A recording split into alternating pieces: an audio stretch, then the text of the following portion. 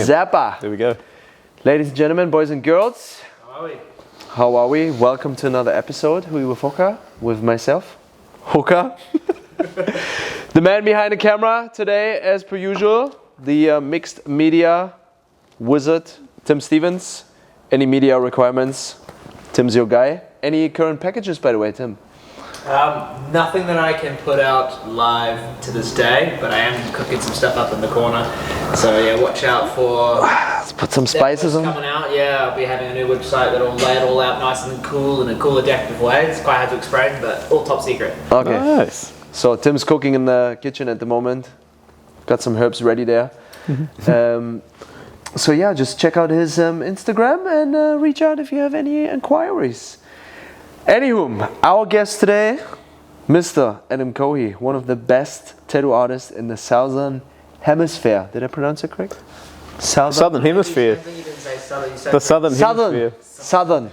Yeah, well, You pronounce best wrong too. It's actually that passable. you can tell Passable tattooist. I'm a migrant. But yeah, Adym, obviously we're also friends for a long period of time, man. now. It's been a while. It's been a while. You're not just a tattoo artist, which is important. No. We don't just want to, limit yourself to that. You are a shop owner, part owner of this beautiful shop here. co-own. Good Honest Tattoos in Hamilton East in beautiful New Zealand. If you're after a tattoo, anything related to that, please come through the door and seek an appointment. You also a musician? Yeah, man. Yeah, I mean, I tattoo. Yep. What do you play? I play Gat. Yeah. So I have been since I was like 12. I just picked up. Yeah, I mean, just wanted something to do that was creative aside from artwork, and I was always drawn to it. So yeah, Nice. play a bit of bass as well. But I'm one of those guitar. If you can play guitar, you can play bass. So I can't actually play the bass, but yeah, Well, you can. I can. Yeah, yeah. Don't get me to slap anything, but So tattoo artist, part shop owner, you're a musician, multiple instruments, you are a painter, which, there's might be an exhibition, we talked about this coming. You're an illustrator, you do a lot of commission work there. You are, I would say, a novel writer for oh yeah. Yeah, poet, that goes hand in hand. You like to go hunting as well. Is there anything you don't do, mate? Pocket watches. He doesn't tattoo pocket watches. Yeah, no, yeah. I mean, as far as hobbies and things go, I like to give most things a go. I'm not the most active. Oh, I mean, I'm active, not the most athletic, I should say. So I don't really play sports or anything. But anything creative, that's always been something that I'll pursue, even if I'm, not good at it to begin with.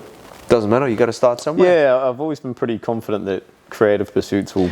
But now I just wanted to throw that out there saying, is there anything you don't do? Because there's a million other things. But here is your platform to introduce yourself the way you would like to with how old are you, is there other things that you do? Maybe you want to tell us a little bit about the shop, your tattoo career. Yeah, man.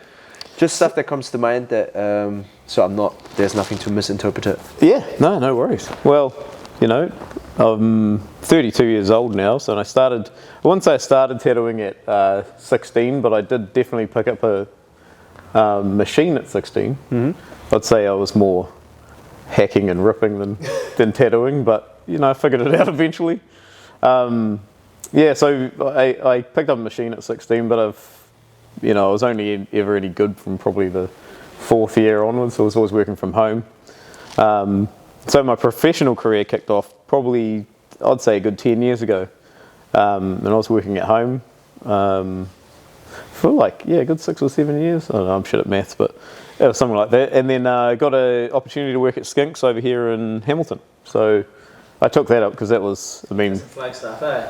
Skinks and Flagstaff, man. Yeah. Yeah, as far as it comes to the Hamilton area here, like Waikato, Hamilton area, they are pretty top-notch. Yeah, and especially growing up, when I was starting tattooing, there wasn't very many shops around. Now there's heaps, but Skinks was always the one that everyone, you see them in the magazines and everything, and so to get that opportunity, I was like, fuck yeah, we'll do it. But I'd never thought of doing tattooing full time up until that point. It was just a hobby really. So I worked the odd job here and there and mostly labouring and stuff, but yeah. Yeah, I mean, we're going to get to that a little bit as well, but I was thinking of an example that, because to me, I'm we talked about this off camera lots in the past. You know, my career path or the way I grew up was like pretty straightforward. You know, you go to school, you smash out your A-level best case scenario, you go to university, you get a good job, you know, and by the time you finish all of that, you are pretty much the same age as you are, and then you kick off your career completely. And I was like, man, it always fascinated me, like, to talk to you about your professional development as such when it comes to being a tattoo artist. And then I was thinking of an like crazy example today of like, how do you know that you can do this? And I was like, have you ever seen those cliff jumpers? Oh, yeah. Way up high. I don't know how high they jump off with those spirals and flips and this and this, and then boom, they're in. Fuck that. When and how do you know that you can do this? Do tattooing. Yeah, man. I think honestly, I didn't think enough about it to worry. I was 16. I pretty much just left school, I think, and I got my first job. It was at Burger Fuel, and I'm trying to rack my brain how I actually got onto it. I was getting tattooed, so I got my first tattoo when I was 16. That's right. And I was like, well, I can draw. And so the guy I was getting tattooed from at the time, he just used to work from home. Yeah. And just smacked them out. So he set up some equipment down at a shop called Skingraft in Rotorua, there where I'm from. And he said, go pick up this kit and I'll teach you how to do it. So I went and picked it up. And I just started. Yeah, just set up. He taught me how to set it up and everything, how deep I should go. I didn't listen to that one a few times. Scarred a few people, but that's what it's all about. Probably still do now, to be honest. Are you still in touch with him? No, I haven't seen him in ages. His name's Vernon. I'd love to, catch up with him. I wouldn't know how to find him now. It seems like he had a pretty decent impact on your career. I mean, he was one who more or less, told me to get a machine. Because I was drawing all my own designs and stuff too, so they were just simple little things. But he must have seen something in you being like, oh yeah, he can do this, I can support him. Yeah, definitely. But I've always been more adept at art than anything else. You know, my father was... I guess you're once an artist, always an artist, but he was a graphic artist growing up, so we used to draw together all the time. He's a wicked drawer, my dad. So, but I'd hope to... So you would have seen him drawing? Yeah. Cool. Yeah, so, but that helped. But as far as knowing tattoo people, it's definitely not easy, you know, when you start out. Once you start, I had this weird, probably the first 2 years of tattooing where I was a little bit cocky. When, I knew they were shit, but I was like, you see the other... home jobbers around and you kind of just you gauge how good you are based on that, and I was like, these aren't too bad, but realistically we probably all weren't that great, but you kind of need a little bit of delusion like that. I think so, that's what I mean. I'm like, I'm glad that it was in my teens before I started overthinking everything, you know, but no, it was just one of those things. I just got into it, and then luckily I was, earlier in life I would have trouble saying no to things. So once I started a piece, no matter how much I wanted to pull out or stop tattooing, I was like, fuck, I've got like 6 or 7 cunts who've got started sleeves and shit on them, and now, I can't leave them hanging. So that wasn't really an option for me. I mean, it was, but I just didn't see it as an option, so I just kept fucking doing it. Through the discomfort, I think the max I stopped for was like a month. So I left my job at Burger Fuel once I started tattooing. I think it was like 3 months in, 16 years old, getting people to come to my house and full-time tattooing them. Started making enough cash to... I tried to, and then so that lasted about a month and a half, maybe 2. And I was like, okay, I should probably get a job just in case, because it wasn't really paying the bills. But, I got a job and I kept going. And so I was just doing it in my spare time. And I was lucky enough at the job that I got while I was learning to tattoo. I mean, I had this job from probably 18 to 21. So that was a good couple of years of just mucking around doing bits and pieces. But do you know what I was just thinking about, Adym? You know, when you are a certain age, you need like consent from your parents to get tattooed. I didn't even have that shit. But how does it work the other way around? When, let's say... your parents going to let you tattoo me? No. Is there a 30-year-old like tradie that walks in and be like, oh, hang on, can I actually legally get tattooed by you? Do I have to... Can you imagine that? Imagine walking into a shop or someman's house and there's this kid just like, hey... Let me tattoo you. Yeah, it was pretty hectic. You're 100% right. Every person who's tattooed me, it's always been I would be... So it's pretty funny. You see it, like I remember seeing people's faces drop when they'd actually ask, because I'd never tell them, but they're like, how old are you? 16, 17, 18. You stop getting looked at funny by the time you hit 20. Well, I mean even 19, the late teens. But yeah, no, it was definitely a goodie. So yeah, I mean, I was lucky enough that when I was 18 to about 21, before I fully started tattooing, the timber mill I worked at, I was just a labourer, so I would just do part-time. And my boss at the time, he did me a solid, and I would only work probably 3 days a week, and the rest was tattooing. So it was me. He saw your vision, and he used to get tattooed by me. So yeah, it was cool. Yeah, he was a good dude. Old Warren. Yeah. Get on him. Chair Warren. 2 people now that you have to reach out to is Warren and Vern. Yeah, Vernon. Yep. Yep. There's a lot of people along the road. Just pulled the mic there, but a lot of people along the way that are that help out and stuff, and it never stops. Really, you get clients coming in, and that's everyone keeping the dream alive. I mean, I've not had to get a real job, so. And you know what? I bet you're that person for some other entrepreneur. I would hope so. Yeah. I mean, I think with everyone you kind of network with, there's something to learn from everyone. You hope that you teach someone something as well. So, well, yeah. Funny enough, the question that I wrote down was when do you know, or did you know that was there a moment in school and this and that? But you pretty much touched base on all of that.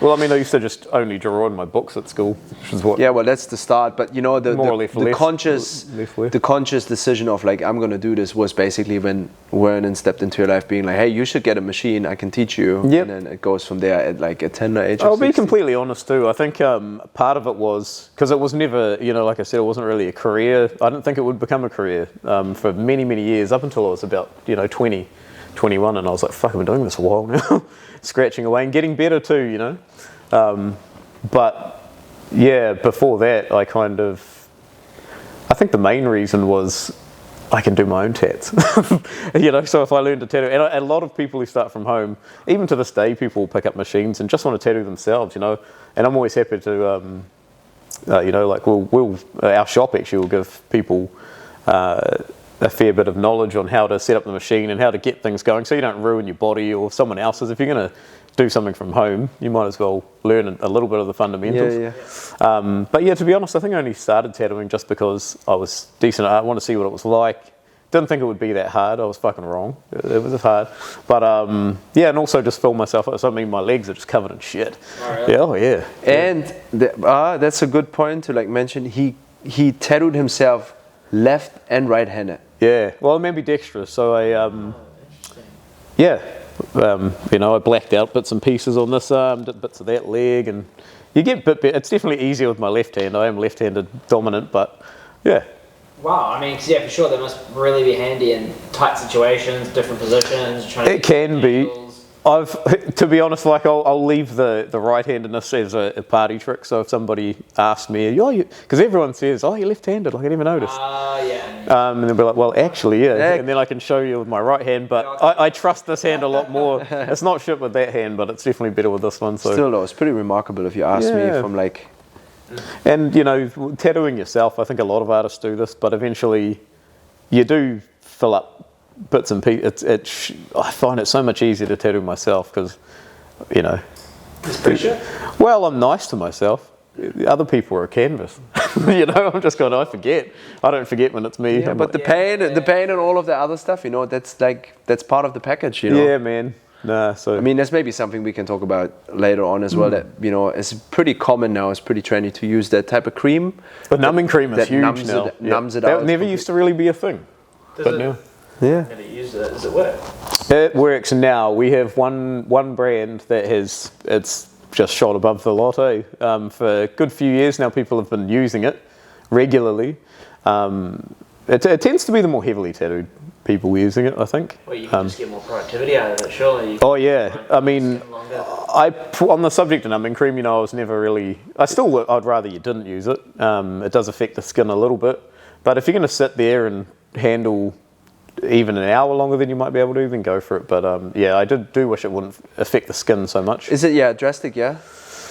It can be. Depending on the skin, of course. Like I said, I mean, with tattooing, every canvas is different, so you never quite know what you're going to do. But have you tried it yourself? Have you? Nah, man. No, I've raw dogged all my tats. I don't want to. Yeah. Same. But I talked about it with. I've been fucking tempted. Yeah, I would. I mean, like look at us, we are covered, you know. Yeah. We don't have to prove like that. And that's, plenty of space. but it's, yeah. I think I'm gonna do it next time just to give it a go. just to experience, you know, to I think see it's how worth it trying. feels. Honestly, man, like there's parts of my body I haven't had finished over the years, and I'm thinking, you know, Should I? should I? Maybe I will. Yeah. And it's so common now. Let's talk about the process when it comes to tattooing. So obviously, you know, we have a bit of a timeline there from like 16 till like to now, where you're like southern hemisphere, one of the best. Sorry, I pronounce it right now. Certainly not shit, but What? certainly not shit, but you know, well. decent. You can pull some off. From like, let's look at the holistic process of getting someone a tattoo from the moment someone reaches out to you, let's say on Instagram, however, whatever form or shape they reach out, to like you getting paid and everything in between. What are the parts that you enjoy most, and let's say you enjoy not so most or least from this whole journey of getting a tattoo or you tattooing the person? Well, I think my favorite part of tattooing is freehanding. I love it, you know. It's if I'm going to get anything, even if it's something I don't particularly enjoy, if I get to freehand it just with a vivid pen, or not even that, just the machine, I get the most fun out of it. So I'm lucky in my career now. I've earned the trust of a lot of people where I can get away with that. You'll see on my Instagram a lot of time. I sometimes write that I freehanded it, but I don't really. I mean, it's just, I just do. So say I had designed somebody a piece. I draw only an outline. I don't ever shade it, so there's a lot of trust involved there anyway.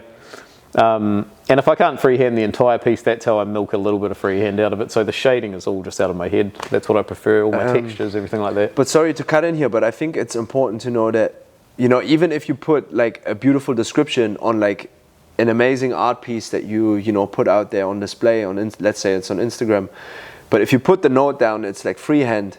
Like even I wouldn't understand the difficulties. Like to me, it just seems like you do everything so seamlessly. To me, it looks freehand. I don't know anything about tattoos. But I think another tattoo artist would understand, seeing it being like, whoa, fuck, that's freehanded, like amazing. But you know, I think if you have nothing to do with... Yeah, it probably wouldn't. That's the cool thing too is, I mean, convincing people freehand is the way to go with. It does depend. Like I'm pretty bad at drawing animals freehand. You know, I'm getting better at it over the years, but there's some things that are just really hard. So I mean, you pull up a reference for things or definitely stencil parts of certain things if it's hard. Say a portrait of someone, I would never try and freehand that because you might end up with an eye too far. I don't know. But I, like, you know, I wouldn't, even though I have a lot of tattoos, I've never tattooed someone. I mean, I've done some little jobs, you know, home jobs. Have a jam. You know, only you would know, or another tattoo artist would know how that must feel, or the difficulties, you know. I can only imagine. Oh yeah, of course, if there's nothing there, like a stencil to like follow, then just going by memory. Yeah, well, the imperfections are really cool too, because you could be doing a Oriental Dragon, for example, very popular tat, but you know, if you freehand it on, there's maybe, I don't know if you call them imperfections, but little things about it that'll be different just because you drew it without a reference or whatever. But you've got to be fairly confident to do that and to pull it off. It took a long time. But the other thing with freehand that's awesome is it will flow to the body way better than a stencil will, unless you've done it perfectly to the body. I just find I think it fits better for me to freehand it. So you're saying if someone was like, hey, Adym, I envision I want a sleeve to run up my arm, and I don't know yet, but I want it to sort of work around this part. You freehanded that shoulder part, it would look better than a stencil? For me, I reckon, yeah, for my style. Because then it can fit let's use the dragon, for example. You can curve the body all around the the musculature and stuff like that. Make sure they get nice big scaly bit on the elbow, heaps of detail. You know, but that's why I like it. You know, I have a lot of favourite things about my process and my job, but I think freehanding's my optimal thing. So freehanding is top of the list? Yeah, I think what's bottom of the list? Well, bottom of the list. Or like it doesn't, not even tattoo wise, like from the process. To be honest, like the tattooings are very, it can be love-hate-ish because you're still, well, especially in the early days, I'm quite lucky now. I have a lot more reign over what I do I get a lot of free reign, which is bloody awesome because you just hope for that, and then one day the day comes and it's like, fuck yeah, mean. But yeah, I suppose just doing generic things for so long. You know, I mentioned pocket watches before. I feel like a lot of tattooists, that's one of their things they don't like, but that's the best example of, you see so fucking many of them. Yeah. And sure, they've got meaning and they're cool, like, you know, it's a cool little item, but no, I detest them. But how about the texting in the beginning, like backwards and forwards, what the client wants, then them coming here, then putting the stencils on, then going through the whole like tattooing process, taking breaks and this and that. That is, none of this is like bothering you. This is all like still. I like it. Yeah. Still to this day, is all enjoyable. It is pretty enjoyable. Yeah, it is. It is really enjoyable. Admin. I don't think anybody in any job enjoys admin, where you got to go on, reply to messages and stuff. But that shit. I don't like that shit. Nah, man, no one likes that shit. But I do it. You know, I like to keep pretty prompt with my replies and everything like that, just so it doesn't get on top of me. And so that can be some of the worst parts of tattooing as well. It's just constant being in demand. You know, but you take it at your own pace. So being self-employed and an artist, you kind of, no one can tell you what to fucking do. Yeah. But I work better that way, you know, just getting it done, even though I hate it. Yeah. I mean, and also another thing that I wanted to touch base on is to funnel all of this together is, you know, everything that you do seems to be creative. You know, this is your avenue of expressing yourself, creative, you know. Yeah. Just if it's picking up the guitar or like painting, illustration, writing novels, you know, there's so much. Are those creative batteries ever empty? Like, have you ever? Oh, good question. Was there ever, like, hit the wall or the plug was like? To be honest, nah. I mean, I'm always doing something.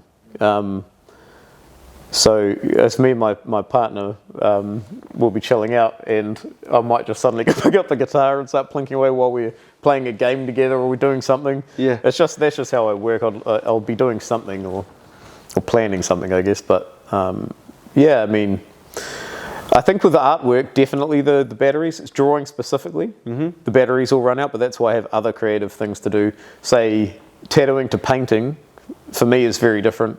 So I could stop tattooing for you know, a big day, 6 to 8 hours, go home and happily do a bit of a paint or whatever. Sketching is a different thing again. Sketch process, I don't draw for fun anymore because it's too much work, you know, it's too much like work.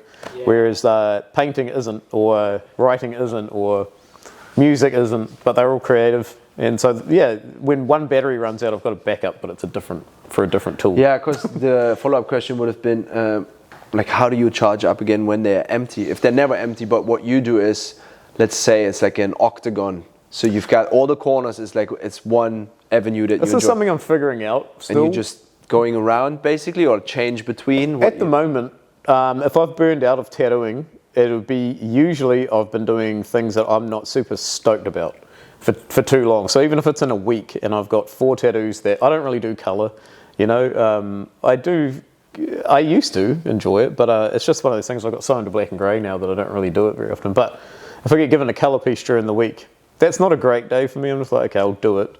Not always, but yeah, generalised. You know, and then I might after that get another piece that I don't particularly like or whatever. Yeah. And yeah, if that's the case, it would take doing one freehand piece or one piece where I have complete free reign to just get the freedom back and not feel like you're just sort of grinding. Yeah, so I think that helps. As far as taking breaks from tattooing altogether, I don't really. I like to tattoo, so even taking holidays can be quite difficult. I don't know what it is. It's almost like if I've been away from the shop too long, I start craving it and craving the. That's good. Yeah, craving the feeling of, like, in a week, you know, the feeling of finishing a piece is pretty. It's a nice feeling. You know, if you look at doing a painting, and you might grind away at it for a few days or something, but if you can finish it in one day and it's done, that's a mean feeling. So I kind of crave that. Yeah, so I don't really. I mean, a lot of people burn out, but I think there's always ways around it. Yeah. Like I say, you just got to figure it out. Still learning, so. Yeah, it's probably a very changing process. Like what will work now might not work for you in 20 years. Yeah, that's right, man. Yeah. It's good for now. Yeah, it's good for now. Yeah, what doesn't work is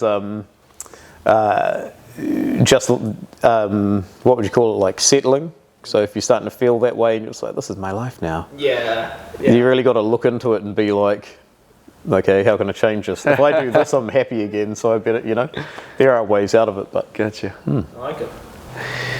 Adym, in your opinion, what has changed from when you started to where you're going to where you're now with tattooing as such? I know that you come from an era where it was pen and paper, basically. Oh yeah.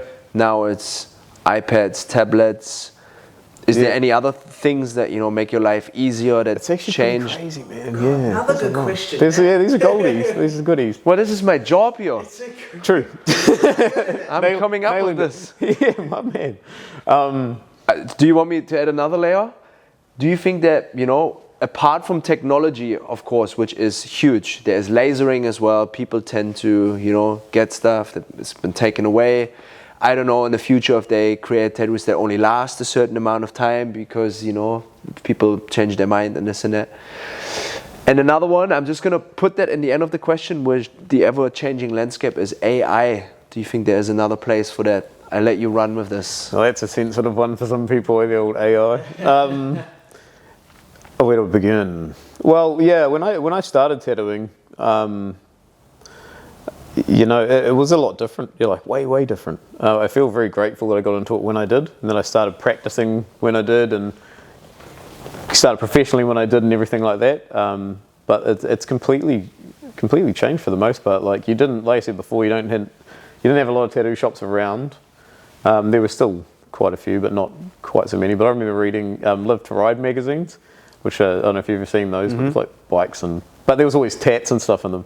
And so I'd have a bunch of these and just go through and look at all the tattoos. And this was when I started tattooing. And some of these were like pretty old school tattoos. So, but yeah, those and tattoo, there's a few behind you there, Tattoo Candy, like those sorts of magazines. You had a lot more of that, like that. You didn't really, there was probably MySpace, so I've never really been a social media guy, but Facebook and Instagram, it hadn't really blown up then at that time. So you still had these magazines and you had to do it the old-fashioned way. And then when it started booming on social medias and that's when everybody was wanting to get tattooed. And you had tattoo shows as well, like New York Ink and LA Ink and stuff like that. Remember that? I forgot about that. Yeah, so when I was But young, that was before social media. I think it was. I think it was like maybe Facebook has started, maybe MySpace a little bit, but that definitely not to that extent. And everything was pen and paper. When you see them sitting in a studio, I remember watching it. They're like have those. What do you call those? Those light box. Yeah, there you go. Or that, just a window with sunlight. That was it. Yeah, did plenty of that, man. Yeah, way too much of that. And now when I watch you sitting with your tablet and preparing for a client, it's like, it blows my mind, like what you can do and how quickly he operates on that surface. But sorry. Oh yeah, no, I mean, so as far as like inspiration and things, there's a lot more inspiration at your fingertips. Whereas, reading magazines, watching TV shows and stuff, it wasn't quite as easy to access all that. But and then little things like drawing. Well, it's not a little thing, but drawing your tattoos. So mandala's a good example. You'd have butter paper, which is kind of a see-throughish, like baking paper, but not for cooking. And then you'd say I would do a quarter of the mandala. That's a mandala is like the repeated pattern. You see them everywhere. Just look it up. But you do quarter of it and then fold it and then copy it, fold it, copy it, fold it, copy it, and then you hold it out. And if you'd fucked it up, it's like no symmetry. Yeah, let's do that again. And then, I remember sketching in red, everything. You sketch your rough design and then you go over in blue or black. And Philippe and Ewan from Skinks, Philippe, my co-owner and colleague now. Business associate. My mentor, business associate. They both helped me a lot with stuff like that. Before that, I was drawing with pencil. And oh man, you should have seen the quality, because I had this thing in my head way back when where I wouldn't reference things. I just thought being an artist meant you did it straight out of your head. Shouldn't have done that. I did that for way too many years. It took me until I started professionally to start fine-tuning that, and always use reference. Especially with certain things. But that's a whole nother yarn. It'll probably take a while for me to explain that. But going from the TV shows that help blowing it up, going from magazines, of course, and then social media has taken over. But do you even stencils to this? We sit there and sometimes still do for bigger pieces, but you draw over. Stenciling is where you put it on carbon, fucking something or other. It's like purple, and you draw over the top, and it'll print on the back. So if you've had a tattoo, you've probably had that happen. It's still very common, but now you just use a machine. So if it's a small enough design or you've line worked it all, you can just chuck it straight through a machine. You might have to do separate pages if it's a back piece or something, but just machine it. Man, I'm fascinated. I really know nothing about tattooing. This whole process you're explaining sounds I want to see it with my eyes, man. It sounds yeah, man. We have to come get a tap, man. I'll show you the back piece one. It sounds like a plan, man. Yeah. So the drawing thing and all that's been taken over by tablet. As far as convenience, I'm a firm believer that drawing on paper with pen and pencil is easier, infinitely easier for me. It's quite hard to pull straight lines on those tablets, even if you get they'll adjust your line for you. So you might go like that and they'll do it straight for you, or if you've got to shake your hand, but I can't figure that out. A lot of my designs are still quite rough. Like I was saying before, I'll make up or tune it as I go, but it's so easy. You just bring something up. If you need a reference or something, you can have the reference right there on your screen, and then you're just like, I might adjust that. It's infinite the things you can do on those. Amazing. It's crazy. And then, even little things like ink in that too. Ink's way better now than when I first started. There were brands when I was starting out. There's the odd brand that are quite dense. It's black specifically, but you get blowouts and things. I fucking could done that fair few times. That's when you could just go a little deep on someone, or the ink's really thick and it will spread, and there's all sorts of things. It's usually the artist's fault as well. So. But things like that, consistency in ink, consistency in needles. I don't know if people still do this. Like I know a lot of people don't, but you should really check the ends of your needles anyway, and make sure they're not frayed or anything. But you can trust them a lot more now. I would sit there and look at needles, have a little magnifying thing, and you'd have kinks in them. But it's very rare now. Mm-hmm. But even then, needles have changed. We've went from loud coil machines to rotaries, and then to pen drive machines, which we use now, which are almost silent. So the old school coil machines are the big, you'll go home and dream about being attacked by a wasp. Whereas now it's just the silent killer. It's a goodie though. I remember when I first started using rotaries, much the same sort of silence as a pen drive, but I would line with a coil and then finish line work, and then I'll come in with the shading, but with the rotary machine, which is silent, and everyone would get a little fright because they didn't hear it coming. That was always an enjoyable time, but now people are used to it, so it's a shame. But so many things, man. So many things have changed. But those are some good examples. AI, on the other hand, that's a real newie. So I don't even know if that's been an issue for longer than a year yet, maybe just over. But for a lot of creative people, it is an issue. I think it's a personal view on how you see AI, and that's about adapting and all this sort of thing as well. Any good artist won't need AI. As far as I think the fear for a lot of people is that it's taking work. I see how that could be a thing for maybe graphic designers and all, anyone who needs like digital art. Digital art is more or less covered with AI. It's not perfect.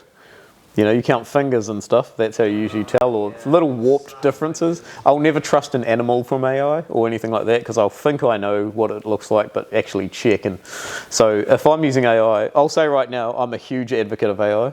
I am, personally. I use it all the time. Yeah. Sorry about it. I'll use AI all the time because it's there. That's here to stay. I can freehand most of the stuff I get off AI, but if I'm looking for ideas and I'm stuck, that'll help. That helps infinitely. So you run it through an AI program? I use Midjourney. Yeah. So that's... I don't know enough about it, to be honest. Philippe is the man with that sort of stuff, and he sussed me out. But you type in a prompt, and it could be anything you want, in any style you want, the possibilities are really endless. I would say half my week I AI something, even if I am going to be freehanding the piece. It might be a specific angle I'm after. It does help. There's definitely a place for it in artwork, in my opinion. But I do understand where a lot of the world's coming from with not trusting it, because you can't trust it. Like I said before, it hasn't seen any of these things that it's generating. So, Yeah, it's not 100% accurate. but One day it might get more accurate. I was about to say. It's growing. I would say it Yet. will very I've quickly. noticed dramatic increases in the last 6 months in the video space. I started using it 6 months ago and I was like, man, this ain't it. Yep. This ain't it. And then just with faces in the 6 months, now it's producing It's like haunting, eh? almost unrecognizable sometimes, especially if they're wearing glasses. Loves glasses. Oh yeah, It's very easy for it to. because it doesn't have to work as hard. Like that part struggles, but when you put frames on there, It's funny though, like glasses, for example, a little thing like that, earlier on you'd notice that even the glasses weren't normal, like they might not join at the ears, or something like that. yeah. But yeah, I think it's definitely, that's another point of it, is getting behind it while it's a fledgling, because it will be a big part of our lives. There's nothing you can bloody do about it. You can boycott it. It's like the internet. It's the same conversation. It is. I guarantee it. Yep. Question though, do you think at some point in life the tattooing part itself can also be displayed by something that is connected to AI? Well, there's a movie Starship Troopers, and they type in that. Well, I think they put in the design and then get it lasered on. Yeah, that's right. Yeah. Thank you so much, Mr. Kohi. I wanted to bring that up. Yeah. That is the perfect. I love that scene. I think it's awesome. Find that on YouTube, I reckon. Yeah, Find a but- specific part of the podcast to put it on. Yeah, it's a goodie. Like that. I remember as a kid thinking like, oh, that'd be a cool way to get tattooed. I have to sit there for hours and stuff. If that was a thing, I'd be surprised if they managed. I wouldn't trust it. I wouldn't have a laser above me and trust it to be burning something into my skin. Yeah, I like the human element, and the compassion probably of a human helps too, because a machine doesn't give a shit if it hurts you. Yeah, but Adym, it's Some about the humans idea of, if it existed in a fairly old movie, the idea, because Starship Troopers is from Oh, couldn't tell you. A long time ago. 90s? I think so. It might be early 90s. A utopian future. Yeah. Yeah, but it's made in the 90s, It's 2023, take it in, Like, I'm just talking about the idea. You see all of these ideas start developing eventually, though, from. That's where I'm going. But because I think we can go really deep on this. I think we covered just enough ground, before it becomes like we go on a tangent. Yeah, man. Let's come back to this. Let's talk about, because you're still in charge, you utilize technology, you utilize the things that are on your fingertips, like AI and XYZ, that we haven't maybe touched base on. There's probably a few more. But let's talk about the actual process of maybe even, and there's a correlation between playing an instrument or writing a fiction, for instance, when you type words down, because I know that you do it on your phone sometimes, or maybe sometimes even you write it out, I've seen that too. That compared to tattooing, is there anything, what is the state of mind, like how do you feel, what do you think about, if any, or if it's already for you because you're so deep into it, is it a flow state for you that you just do? Different creative pursuits? Do they link all together, or is it different for each one? A little different, I think. Even as simple as, fixing a burnout stage with painting or something that's still in the same vein as drawing and tattooing, but is a little different. It's different. I feel like it is different, yeah. Okay, let's relate it to tattooing then. What do you think about? What is the state of mind? Are you in that flow state of where it just happens once the stencil is on and everything is just go?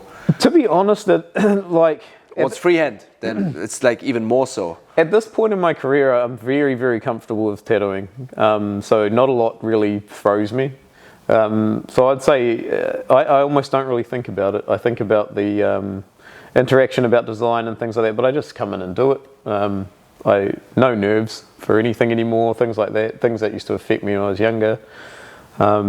It's just sort of dropped off now. And I guess it's not overconfidence, I just feel like I'm very confident with what I do now. So if somebody came in and they're like, you can freehand whatever you want. This happens sometimes actually. You might have booked someone a wee while ago and then they'll come in to get a piece and like, I decided I'm going to get a colour piece. I'm like, oh, you did? Nice, all right. Sweet. It's okay, you know. It'll just be a little, just a little begrudgingly do it. I don't know, but it's it's all good. I think your state of mind when you're doing anything creative is just it's just nice to be here doing it. Yeah. So even if you can complain about doing tats you don't like all day, but at the end of the day, you're still doing tats for a living. So do you talk to people who say that to you sometimes? Like that you know they have a job somewhere and you know they want to be a tattoo artist? Oh man, I feel fucking horrible complaining about tattooing. Yeah, you will. Oh, I do, man. And I do it too often. Like, how's work? Nah. Yeah. I had to fucking do this and do, you know, I had to complain at him. Yeah. I know, yeah. Oh, you know, I had to draw for a living and talk to someone all day, and get paid for it, you know, like, but I mean, any job is a job, but sometimes, I'd say tattooing, it's a good, you know, at this point in my career, it's probably like 30% of the time I'm like, this is a fucking job, but the other 70% really makes up for it, and I will often reflect on the pros of what tattooing's brought to my life and how very fortunate, like we all are, all artists or creatives and things, you know, even what you do too, man. Yeah. Having creative control over something's pretty, you got to be grateful for that. So yeah, 100%. Yeah. Could be digging holes for $10 an hour. I think been there. Labouring, man. You'd be driving around. I've applied for labouring jobs before. I'm driving past like my old places I used to work, having a bad day, and then you look up and you're like, I'm having a bad day, and I could be having a bad day and going there. That's right, man. I'm choosing to go to this shoot that I built because I'm good at my job, and they want. Dead right. You choose the path, eh? You feel better, and you're like, cool. Cool. I'm happy with that. Yeah. 70%. Let's make up for it. Yep. Flips it around. Yeah, 100%. Yep. What I'm hearing through what you've been describing and saying is a good transition to like another little section that I built in here. It's like fill in the blanks. So maybe just finish the sentence. Being a tattoo artist means, what does it mean to you? Can you put it in a sentence?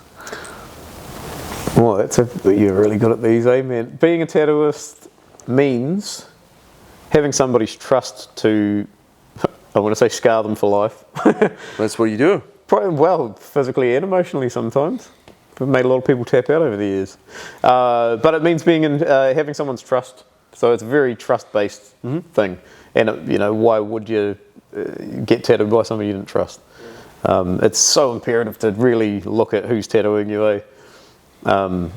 And you might love someone's work and get tattooed by them, but you don't vibe together. But I've been very lucky in my career with that too, where I've I mean, our whole shop, to be fair, we've just always attracted, just good people, really, you know.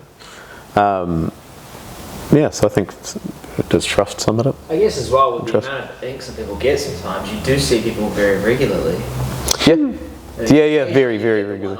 But most of the time, a large part of your business. That's the thing. Regulars. Exactly, man. So, you know, with keeping booked out, there's a few of us that are quite well booked out, and it comes down to how long you've been doing it.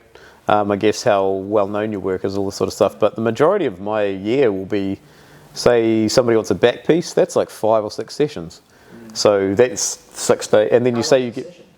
It depends on the person. Most of my days now, big sessions, until the piece is finished or you tap out. So back piece, I'm yet to finish one in one go without someone tapping out, I think. If I have finished one, someone will be very butthurt and let me know, I'm sure. Longest I did was on the back, and it was 11 hours.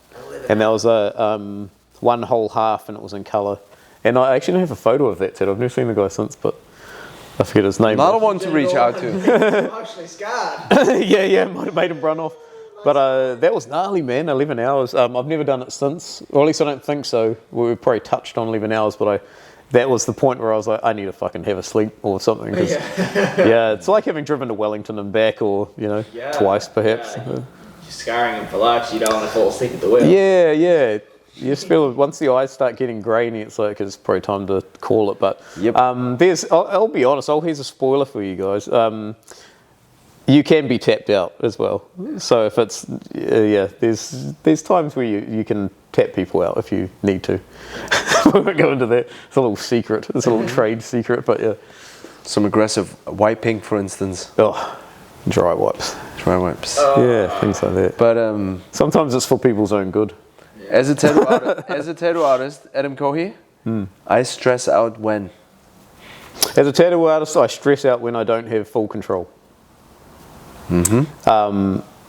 So that's something, relinquishing control was something you have to do with art, the art for other people, but when I have very specific fussy people, that's fine. But if a good example is if I've done something in the design and then the person will look at it and say, well, what do you reckon? Well, I fucking drew it that way, didn't I? So if you want something changed, just tell me. You know, the idea of somebody walking away with something they're not happy with is, you know, that's a pretty stressful sort of thought. But at the same time, I don't know if it's arrogant or not, but you'd be like, you kind of had every opportunity to say you didn't like it. And if you haven't looked, that's why it's so important to look at your artist. Because if you're not 100% sure that you're going to be happy with what they give you, you have to expect that they're going to take creative freedom with it as well. Yeah.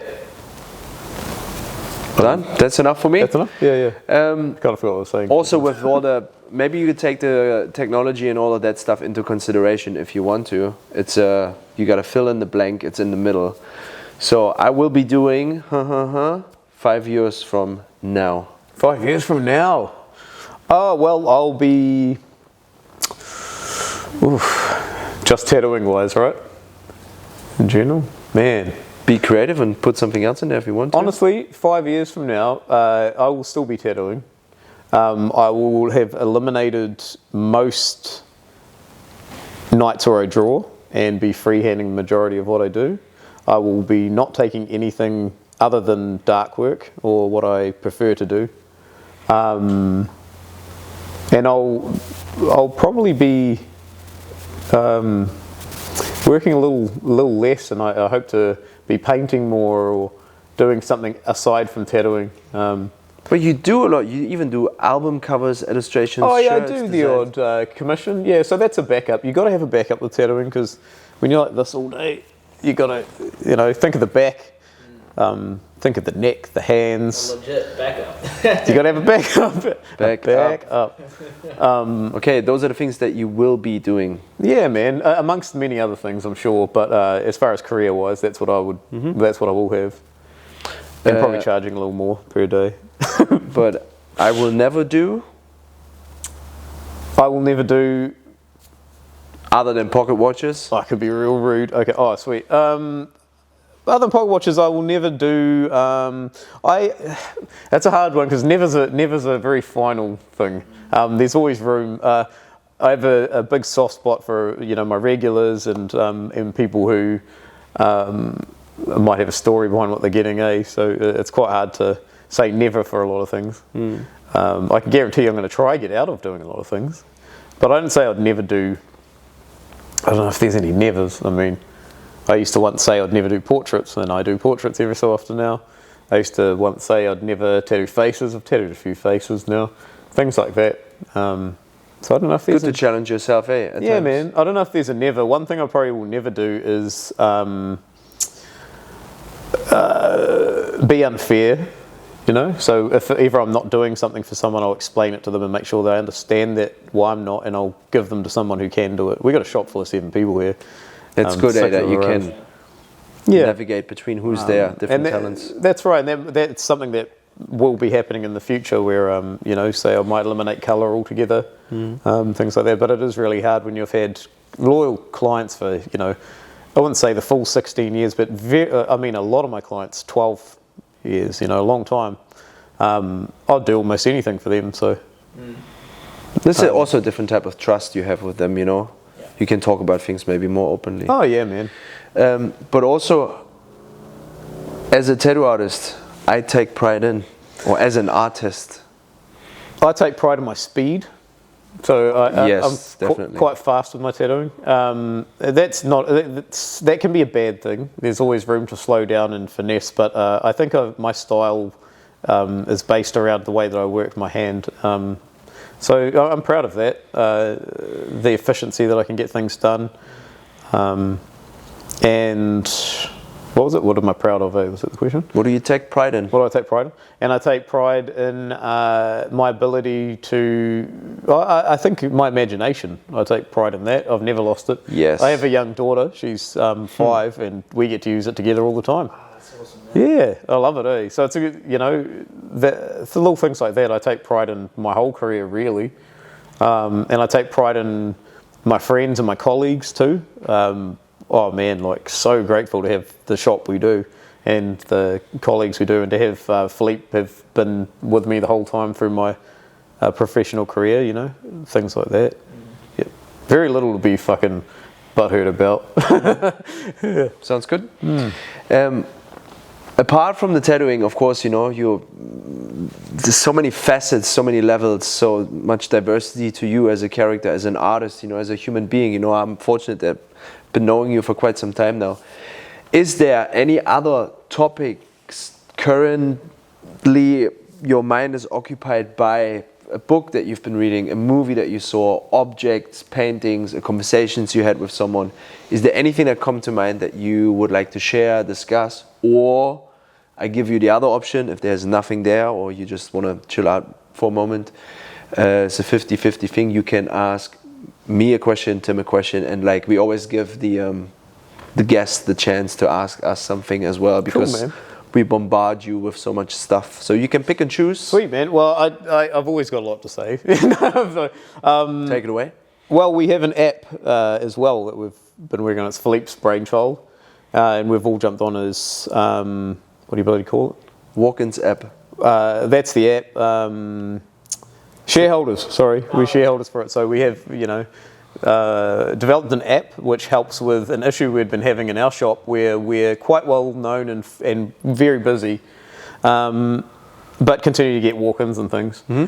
So we developed the walk-ins app, and it was it does a lot of things. You have to download it. If you're watching this, you can't have to download it.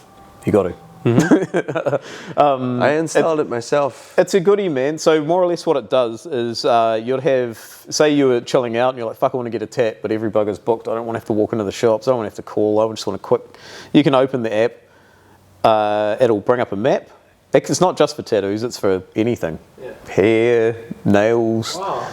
Fucking tradies. It's spawned from walk-ins at a tattoo.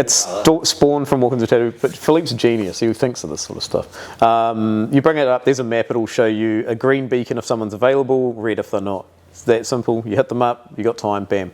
The other side of it too, for me, I don't use that feature too often. What I use it for is telling my regular clients if they would like to get in sooner with me, or telling anyone if they want to get in sooner with me, download it. Give me a follow, any artist you like, a follow on there, and then when they hit the I've got time button, you'll get a notification. And I've not had to wait longer than half an hour to get a booking with that. So it's a goodie if you're an artist who's struggling, or anyone who's struggling to get walk-ins, download it and give it a go. What are those people who are showing up in half an hour doing for work, like, yeah. Adam's available. Do you know what? It's awesome, man, because there's a lot of people I can give big thanks to for that have, you could just message them and they'll come in at the drop of a hat, so that's awesome. But the walk-ins app is really good for that. And you find it's quite easy to use too, but we do need more businesses on there. So if somebody has a business that could benefit from a walk-in, please download it, give it a hoon. And if you want to get a tap from one of us or someone, an artist you like, see if they're on there and fucking give them a follow. Next Sunday is our 9-year anniversary as Good Honest Tattoos. So Philippe and I started Good Honest Tattoos 9 years ago. It's fucking hectic. But we're doing a flash day. It's the first flash day we've all done together. What's a flash day? A flash day is where you'll come in and have set pieces that each artist has drawn, and it might be for a slightly better price than what you'd get usually if you would have requested it. It's like, come get a flash piece, brother. Rock up and. I'm pretty sure I'm available that weekend. Let me bring my camera down. You should do, man. It'll be awesome. It'll be a fun day. It's Sunday. I think it's 26th or 27th. I couldn't tell you off the top of my head, but. All right. Yeah, we got the brother Fernando and his taco truck down here, and there'll be some beers. Yeah, by then I have it released.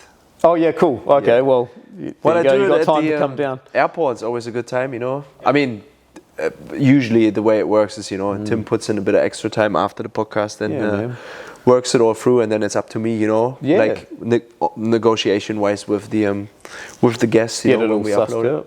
Yeah, sweet.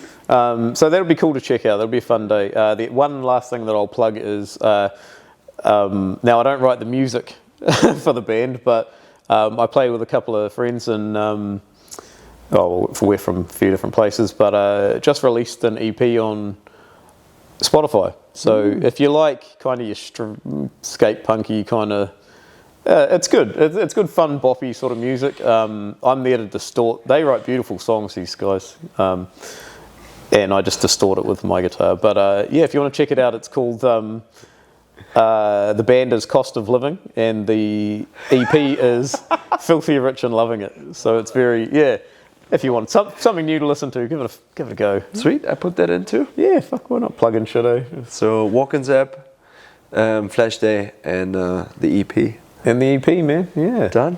Yep. But you've got some interesting stuff coming up too, though.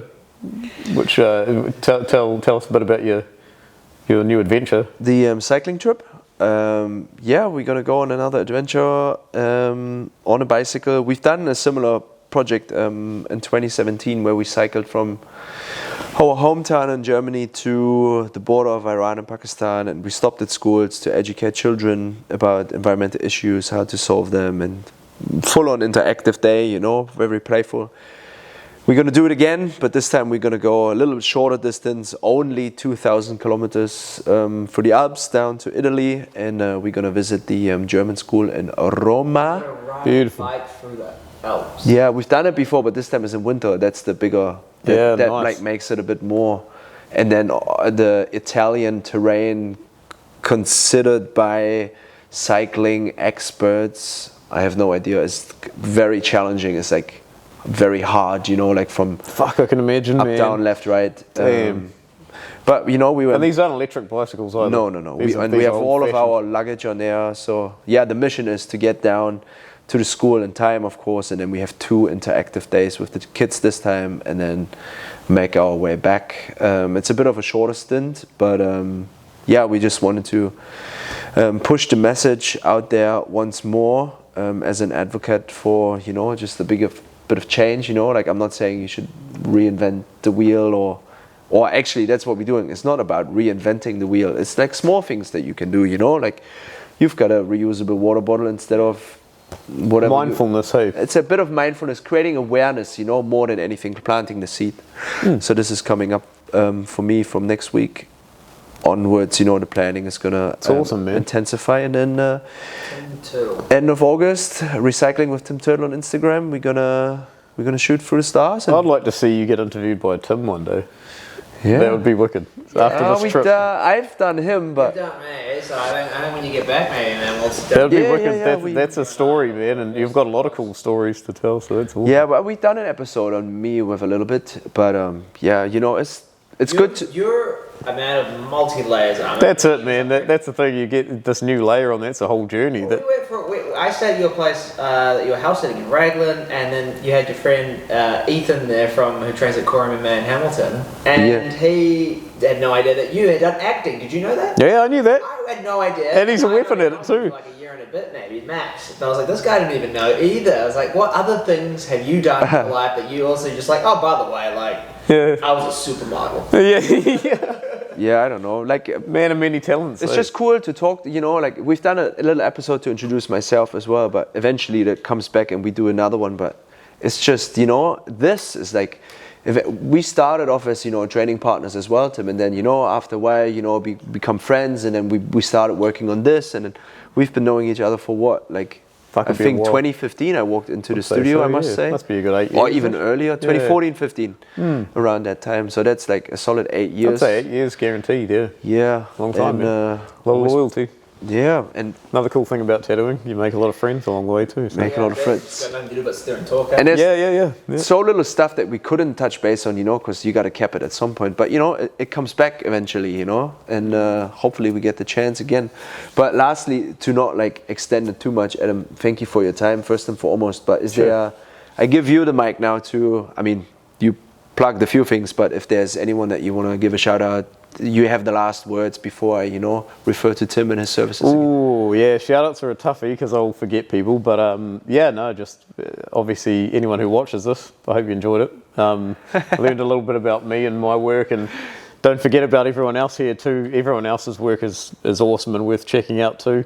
The biggest thank you would be for my career would be to Philippe Rapucci. He's given me the biggest push in my career and always supported me to this day. So that's probably the biggest shout out I would give. We give him a shout out. When I write the post, I'm gonna refer to, of course. Yeah, man. But there's many others, and you all know who you are. Everyone else who works here, my friends and my family and all that sort of stuff. I couldn't have really come this far without you. I would have come this far without you, but it definitely helped.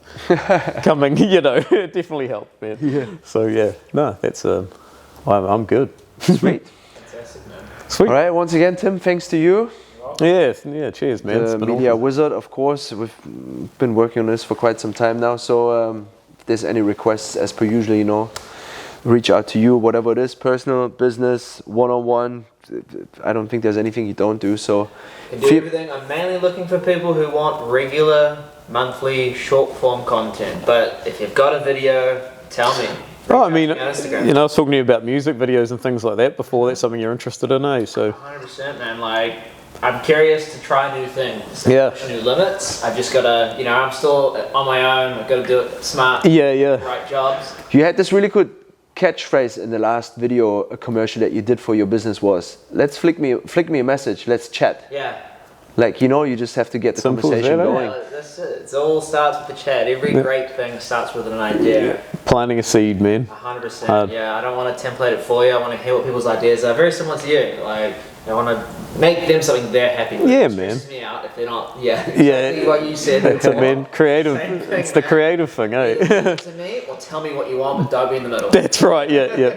Yay or nay. That's a good one. Yeah. That's a good one to keep in mind, for people when they reach out. You got to respect the artist, Yeah, man. no matter who it is, a little bit as well, and you can't Respect, just trust, pay.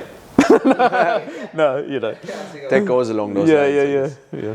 All right, boys, let's wrap it up. Thank you very much. Thank you, Adam. Beautiful, man. And, Absolute pleasure. Cheers, brother. Down the line. Let's call it a night.